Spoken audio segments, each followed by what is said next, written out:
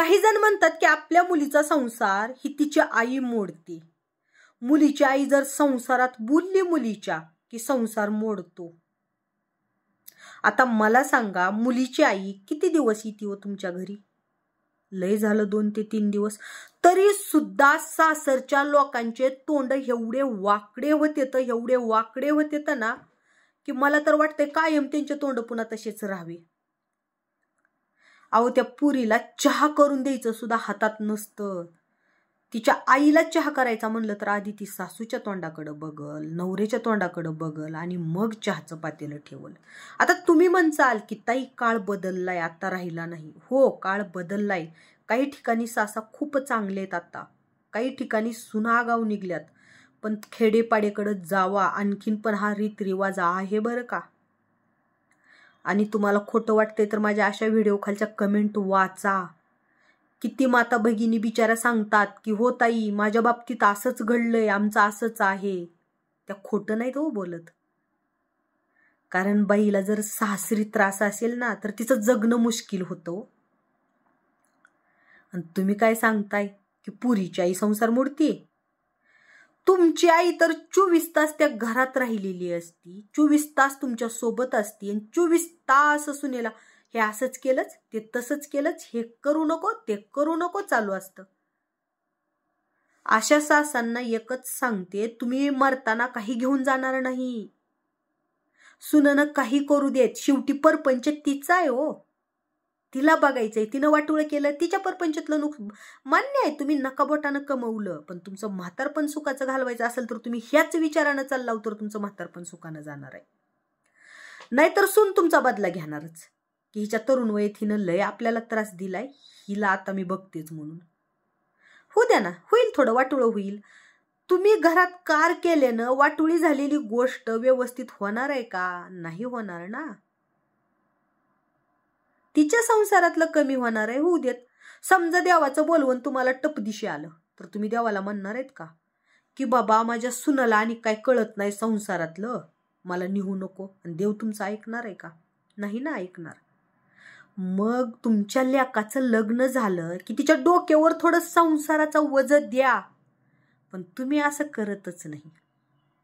तुम्हाला मी मालकीन हा गर्व खातो. तुमच्या अंगात मी मालकी नाही, मी ही सगळं असं कमवलं, मी ते सगळं तसं कमवलं. मान्य आहे ना, सगळं तुम्ही तसं कमवलं, मग लेकाचं लग्न कशाला केलं हो? जेव्हा तुम्ही त्या सुनेच्या आईबापाचीकडे जाताय ना मुलीला बघायला, तेव्हा तिथं काय सांगताय की अहो तुमच्या पुरीला आमच्या घरी काहीच त्रास होणार नाही, आमच्या घरात आली की ती मालकीन झाली बघा. अहो तुम्ही तिला नोकरानी सुद्धा व्यवस्थित होऊ देत नाहीत, मोलकरीन सुद्धा नीटनीटकी होऊ देत नाहीत. कारण घरात धुणे भांडे करायला येणाऱ्या बाईला सुद्धा कोण एवढं आपण तिला पगार देतोय तरी सुद्धा ती बोलून नाही घेत. एखादी चुकी झाली ना तरी सुद्धा ती ऐकून घेत नाही.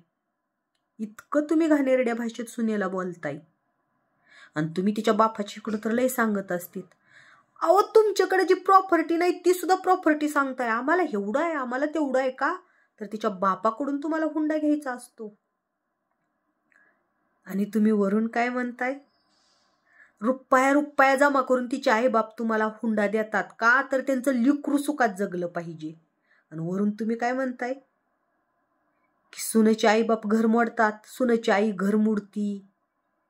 जर सुनेच्या आईला घरच मोडायचं असतं ना तर तिनं जमीन जायदाद विकून तुम्हाला हुंडा दिला नसता, तुम्हाला एवढं सगळं केलं नसतं. कोणत्याच पुरीची आई ना असं भरवून नाही पाठवत की तू गेल्या गेल्या सासरी भांडणं खेळ.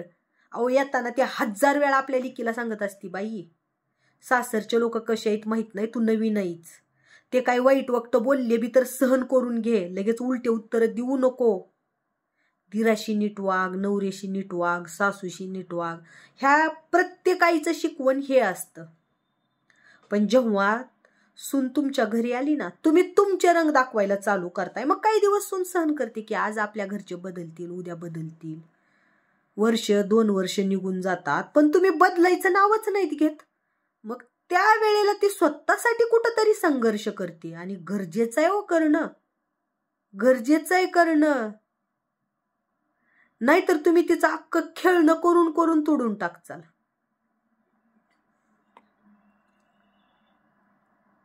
विचार करा ह्या गोष्टीवर की तुम्ही पुरीच्या आईला दोष देताय.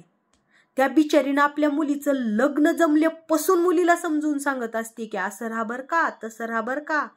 तिकडं भांडणं खेळून तू माहेरी आली तर आईबापाची इज्जत जात असती, व्यवस्थित राहती, तर कुणाशी वाद घालू नको, काळजी घे स्वतःची.